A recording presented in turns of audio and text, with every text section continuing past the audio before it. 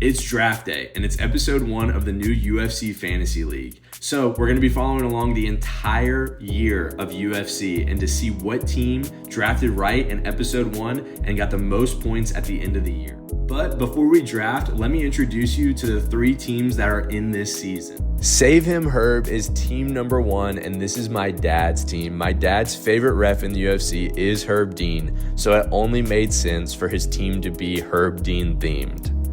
Team number 2 is John Pork's Legacy. This is my team. If you know me, I love the Dana White Contenders series, and John Pork was featured on it last season, and I think he's going to have a huge year, so you can already guess who I'm going to draft in one of the rounds this season. And last but certainly not least, team number 3, McGregor Winter Snow. This is my brother's team. You can make out what you want about what the name of the team means to the implication of Conor McGregor. And here we go. Okay, so now that you guys are familiar with the teams in the league, this is how the draft is going to work. Save Him Herb is going to draft his first starting lineup. That's heavyweight through flyweight. He gets first dibs on whoever he wants on the roster. Then, following him, I will do the same thing as John Pork's Legacy. I will draft a heavyweight through a flyweight, 8 total spots. And then lastly, Conor will draft his starting lineup, heavyweight through flyweight, 8 total spots. The kicker is each team is only allowed 2 champions. So at the start of this year, only 2 active champions on each roster. You're not required to take a champion, but I'm sure someone will. And then we're going to do the same thing through the second round, but we are going to start with Conor drafting his second starting lineup, and then John Pork's Legacy, and then Save Him Herb will be last since he did get the first selection of all the players. And then we're going to flip it around one more time for the injury reserve draft. Save Him Herb will be number 1, then John Pork's Legacy, and then Conor for the injury reserve last will end us off. So let's get into the draft. And let the draft begin.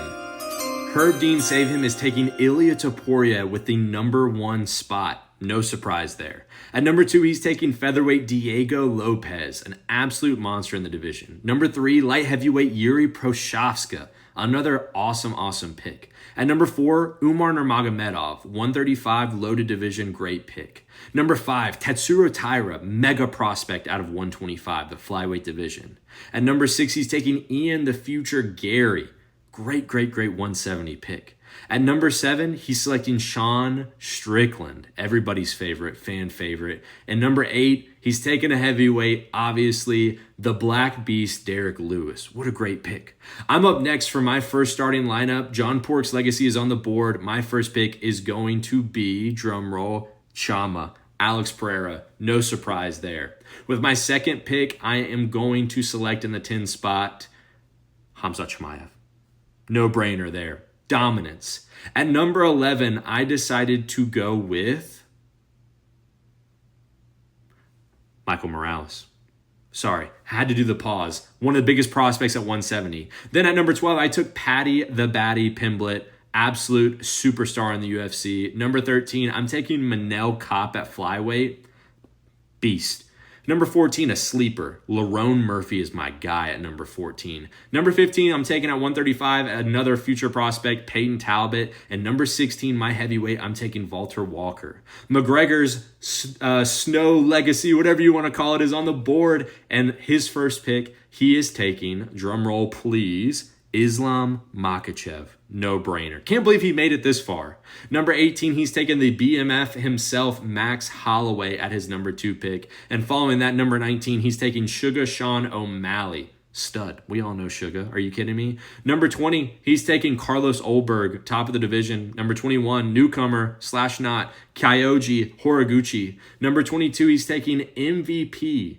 And number 23, Steve Garcia, a sleeper in the featherweight division. And his last pick at heavyweight is going to be the newcomer, Steven Asplund. And that wraps up the first round. Now, let's get into the second round and see what we got with Conor snaking it back. And he's going to get the first selection of his next 8 in his bench. Okay, so now we're going to begin the second round. This is going to be our second starting lineup, so not technically our bench. These are going to be 2 starting lineups, the first round and the second round. They will all accumulate points, so this is how it's going to go. We're going to start with Conor's Winter Snow getting the first pick in the second round since this is a snake draft. And Conor's Winter Snow has selected at pick 25, the Silva Surfer, Gene Silva. At pick 26, he's going Alexander Pantoja. Pick number 27, he's going to go Benoit Saint Denis. 28, Kyle Bahalo. 29, Khalil Roundtree. 30, Joaquin Buckley at 170. At 31, he's going to go Corey Sandhagen. And at 32, with his last pick in the second round, he's going to heavyweight Curtis Blades. Now I'm on the board, and I'm sure you guys can guess who I'm going to pick with my first pick in the second round. And all I have to say is let John Pork's legacy begin. I'm going Magomed Chonko Zainikov at number 33. At number 34, I'm going to go Adebagutier. I think he's going to accumulate a lot of really good finishes for me, hopefully get a lot of points. 35, we're going Kevin Vallejos. 36, I'm going Iwo Barnensweski, absolute beast.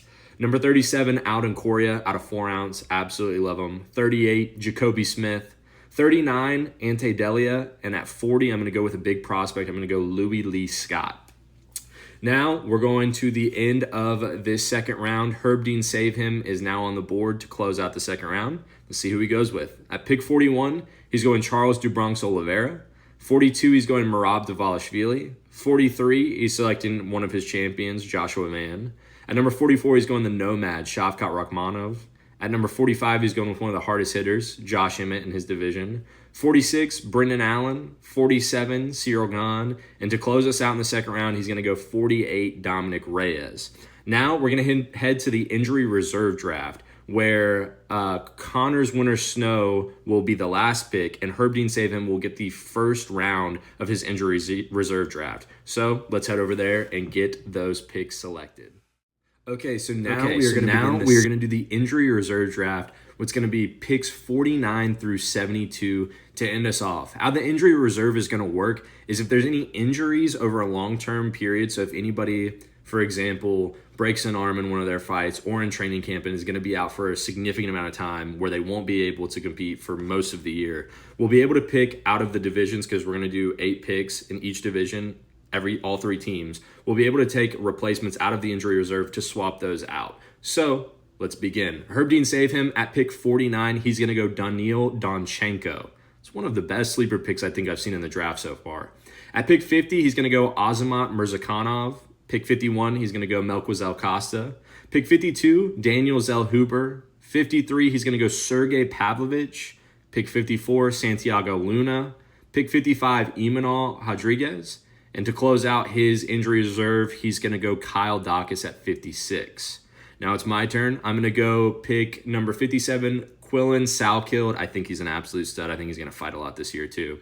58, I'm going to go Maitabek Orabai. 59, I'm going to go Susarkayev from the Contender Series. Pick number 60, Bogdan Guskov, absolute beast. 61, I'm going to go Jose Delgado. I'm trying to get a lot of prospects on my injury reserve. Pick number 62, I'm going to do Lonnie Kavanaugh. 63, I'm going to go David Martinez. I think that's a sleeper. And to round out my injury reserve, I'm going to pick Mario Pinto, the heavyweight, for pick number 64. And to wrap out the injury reserve, Connors Winter Snow is going to pick his last 8 people on his roster. So here we go. Pick number 65, he's going to go Carlos Pradas. Pick 66, Joe Bodybags Pfeiffer. 67, Aljamain Sterling. 68, Steve Urseg.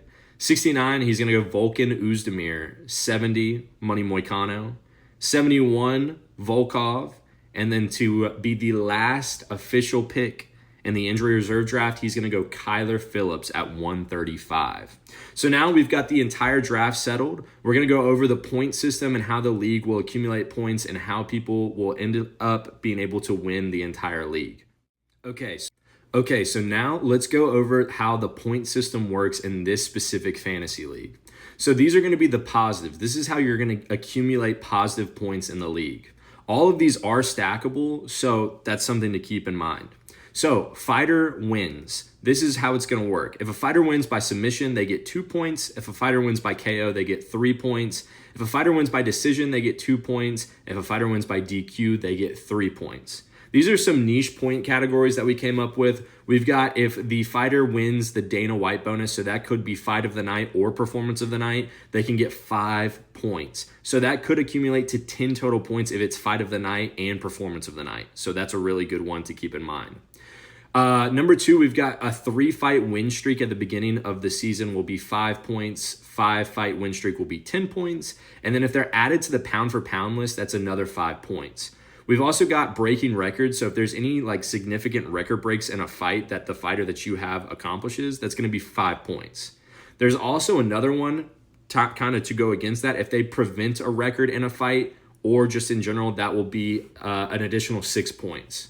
As far as rankings go, you can get positive ranks for or positive points for the rankings. So if your fighter enters the top 15, they get 3 points. If they enter the top 10, they get 5 points. And if they enter the top 5, they're going to get 10 whole points. Another thing that we added was if they become champ, they get 10 points. And this is the big one. If one of your fighters becomes champ as an underdog in their fight, they're going to get 20 total points. So that's one of the biggest one-hit point accumulations that you can get. Again, it is important to know that these are stackable. So all of these throughout the season can be stacked with one fight. So say if a fighter gets the fight of the night, performance of the night, and wins by, let's say, KO. So that would be 10 for both bonuses, then 3 for KO, and then he can enter the top 15 with that and so on. So you guys can see how we're doing here. So now let's head into how fighters can get points taken away. That's going to be the negatives. So check this out. All right, so now we're taking a look at how the negative point system works. So here you can see the graphic. We've got the negatives, and these are also all stackable as well. So that's very important to look at. So here we go. Fighting losses. If the fighter loses by submission, that's -1 point. If the fighter loses by decision, it's 1 point. If the fighter loses by KO, it's -2 points. And if a fighter loses by DQ, it's -5 points. So you really want to avoid those DQs. We also have a few niche categories in this one too. If a fighter is cut by the UFC, suspended, or found for using PEDs, which is performance enhancing drugs, that's -5 points. And that will also, as you can see right here, will lead to a replacement fighter who is benched on the injury reserve. So that's another way the injury reserve could work. Number 2, we've got a fighter is on a losing side of a new broken record. So the records I think are very important in this. Number 3, we've got the fighter, if they go on a 4-fight, or if they don't reach a 4-fight win streak, or if they can't go on a win streak and they continue to lose, that'll be -3 points. As far as rankings go, if the fighter leaves the top 15, it's -2 points. If the fighter leaves the top 10, it's -3 points. And if the fighter leaves the top 5, it's -5 points. So you're going to want to make sure your top dogs are really performing all the way throughout the season. We do have some unpunished things, so these will not result in any loss of points. We have the fighter is on leave or goes on a break. So for whatever reason, like say a fighter says that he's going to take time off, as we saw with Jalen Turner last year. They will not be deducted points for not fighting within that period of time. All that will matter is if they come back, then you get those points. Another thing is the BMF title has no value here. Although it's fun, although it's awesome, they're not considered champs in the draft, and they don't get any extra points for being the BMF. Sorry, just not a real title in my opinion. Fun though. So this is how the negatives work, and this league, I cannot wait to see who wins at the end. I want all of you guys to comment who you guys think had the best draft, who you guys think will win at the end of the season, and which specific fighter do you think was the steal in the draft or will be the best performing fighter throughout the entire season. So thank you guys so much for watching, and I will see you guys on the next episode where we break down the first half of fights, which is going to be Patty versus Justin Gaethje. So I'll see you guys then. We'll make a video after that card because I think we all have some fighters on that card, and we'll do an update to see where the point system is and who's in the lead to start the season. I'll see you guys on the next one.